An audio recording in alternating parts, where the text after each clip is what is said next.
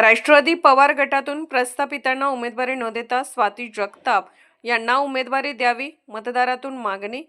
महाराष्ट्रातील पंचायत समिती व जिल्हा परिषद निवडणुकीची अधिसूचना 16 जानेवारीपासून लागली असून 16 जानेवारीपासून निवडणूक प्रक्रिया सुरू झाली असली तरी अजूनही पक्ष आणि गटाकडून उमेदवार फिक्स झाले नसल्याने कार्यकर्ते अजूनही मरगळलेले दिसून येत आहेत.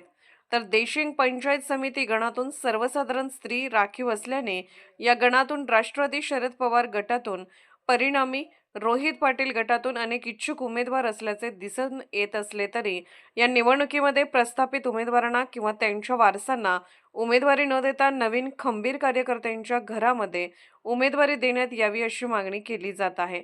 कवठेमहांकाळ तालुक्यातील देशिंग गणातील बनेवाडी येथील रोहित पाटील यांचे कट्टर समर्थक व कार्यकर्ते चंद्रकांत सुरेश जगताप यांनी त्यांची पत्नी स्वाती जगताप यांच्यासाठी उमेदवारीची मागणी केली आहे. स्वाती यांचा या गणातील मतदारांशी चांगला संपर्क असून मतदारातून त्यांना चांगला प्रतिसाद मिळत असलेला दिसून येत आहे. महाराष्ट्र वेद न्यूजसाठी मुख्य संपादक लक्ष्मण सनगर, कवठेमहांकाळ.